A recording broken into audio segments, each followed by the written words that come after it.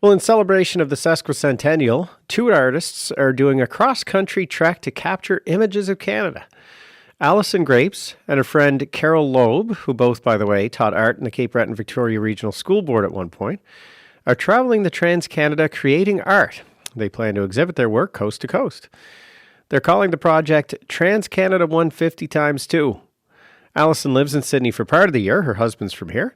But we reached her in Saskatoon, where she teaches art during the school year. Hello, Alison. Hi, how are you? Not bad. And yourself?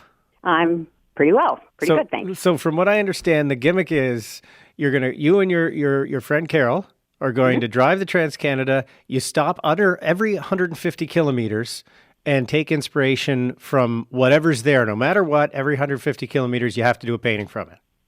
That's correct. So you get out of the car and...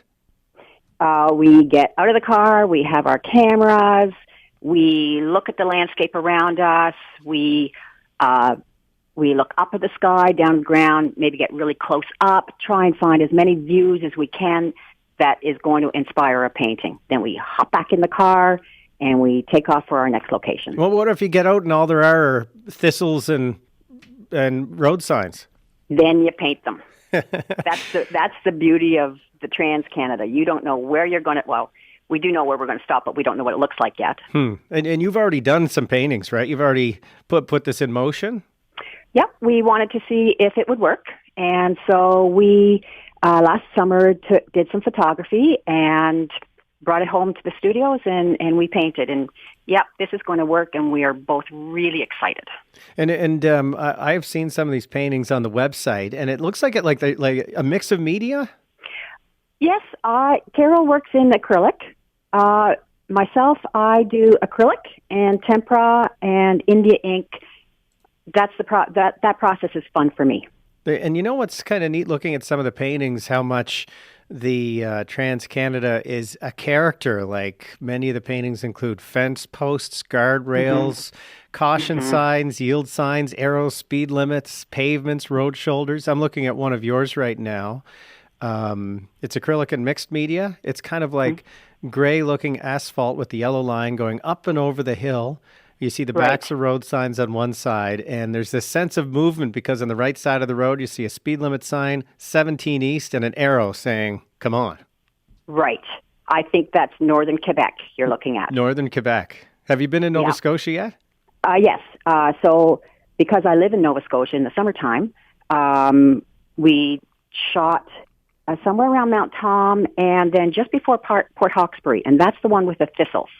Oh, so okay. There was nothing there but, like you said, the thistles and the trees and, trucks whipping past you. And so I walked down into the ditch, and I did. I stopped and I looked. And that's a lot of people, they're on the highway and they just go and they don't see. Now, there's so much beauty. How are you going to avoid monotony of kilometer after kilometer of roadside, and how are you going to keep a fresh point of view? That's the challenge, isn't it? I don't have an answer to that yet. I think it is changing our focus. So some are close up, some are far away, some include the highway, some don't. Hopefully there's a cow or two. So hopefully that works in our favor. There are a couple of really lovely ones of which I assume are in the prairies. Like there's one that you did, and it certainly doesn't look like, in contrast to some of the ones I said where there are road signs and asphalt and guardrails and the sense of travel.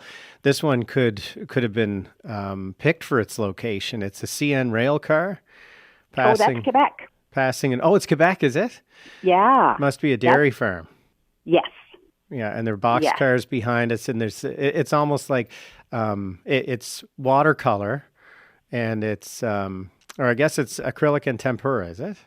Right. And that's acrylic and tempera. Yeah. Kind of like a Alex Colville-ish feeling of movement in that painting as the train goes by the farm and silos and kind of leaves the farm behind.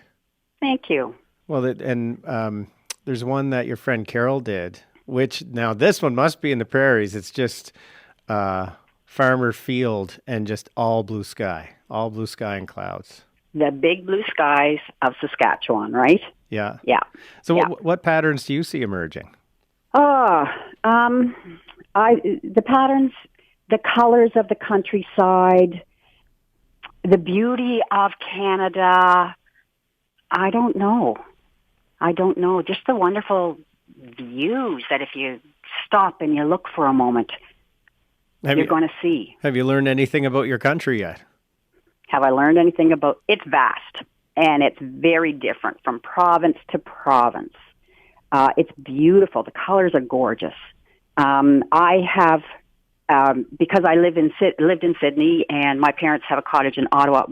I travel to TransCanada a lot because I'm an artist. I see it, and then I drove my car out here. So we've got a terrific country that is very sparse. Not a lot of people. So it's beautiful. Well, look, Alison, thanks for telling us about it, and have fun in your adventures this summer. Thank you very much. Looking forward to it. Alison Grapes is an artist who spends part of her year in Sydney. You can check out her project at transcan150x2. The times is the X sign, .weebly.com. That's transcan150x2.weebly.com. I'll tweet that in just a second. There are plans to exhibit the work from the project coast to coast, including here in Cape Breton. There will be a showing at the Color Natura Gallery in Indian Brook at some undetermined future date.